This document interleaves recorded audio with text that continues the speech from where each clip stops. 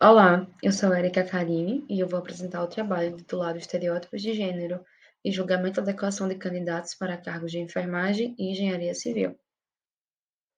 O termo estereótipo, em seu significado social, foi usado pela primeira vez por Lippmann e remete aos estereótipos como imagens mentais que se interpõem sob a forma de enviesamento entre o indivíduo e a realidade. Falando mais precisamente sobre os estereótipos de gênero, pode-se dizer que estes têm contribuído historicamente para legitimar e naturalizar a desigualdade entre os sexos. Pode-se dizer ainda que esses estereótipos de gênero se constroem a partir da ideia de papéis sociais, né? Quais papéis sociais são historicamente atribuídos às mulheres e atribuídos aos homens. Dito isso, a literatura aponta que as construções sociais acerca desses papéis de gênero contribuem para o desenvolvimento de crenças sobre as profissões, que levam à ideia de que existem profissões femininas e profissões masculinas e que são necessárias características e habilidades próprias de cada gênero para a execução de determinadas tarefas.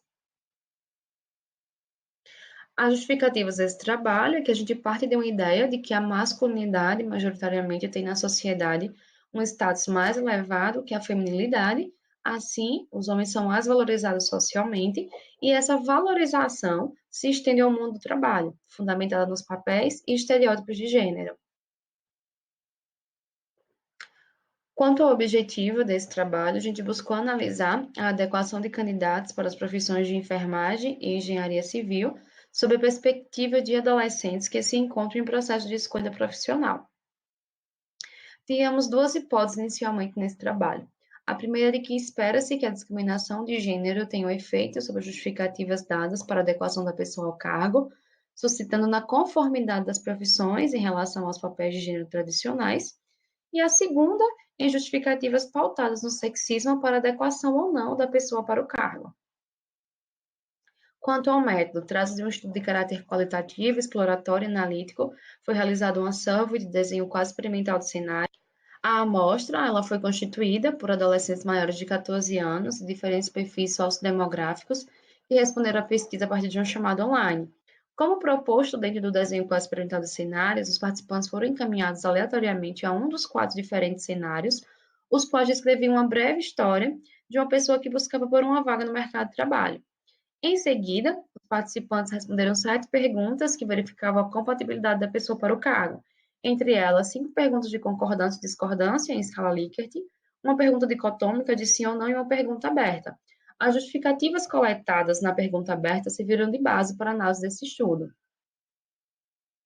Quanto aos resultados, o Iramutec ele foi utilizado para poder organizar os dados, para organizar as categorias que foram criadas a priori, as quais mostram as diferenças na justificativa dos participantes quanto à concordância e discordância de homens e mulheres para as profissões.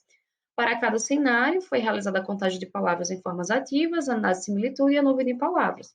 Ou seja, cada um desses 4 cenários, 2 deles contavam a mesma história, trocando apenas os nomes dos envolvidos, de forma a caracterizar esses 4 eixos. Uma profissão socialmente vista como feminina sendo interpretada por uma mulher, que é o caso da enfermagem, e essa mesma enfermagem sendo interpretada por um homem. Uma profissão socialmente vista como masculina sendo interpretada por uma mulher, que é o caso da engenharia civil, e essa mesma engenharia civil ser interpretada por um homem.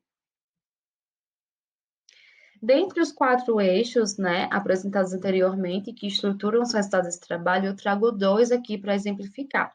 O primeiro deles é a profissão socialmente vista como feminina sendo interpretada por uma mulher, ou seja, a enfermagem.